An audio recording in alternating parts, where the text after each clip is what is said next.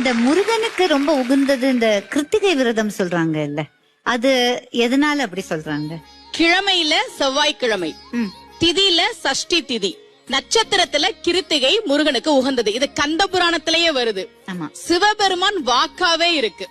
சிவபெருமான் சொல்றார், யாரெல்லாம் இந்த கிருத்திகைக்கு விரதம் இருக்கிறாங்களோ, எவரேனும் நுந்தம் பகல் இடை இன்னவன் நோன்தாள் இந்த விரதம் இருந்தாங்க அப்படின்னா தம் தம் குறை முடித்து பரம் தனை நல்குவோம். அவங்களுடைய குறையெல்லாம் தீர்ந்து நல்லா இருப்பாங்க, நான் வரம் தருகிறேன் என்று சிவபெருமான் வரம் கொடுத்த காரணத்தால் கிருத்திகை விரதம் என்பது முருகனுக்கு சிறப்புக்குரிய விரதமா இருக்கு.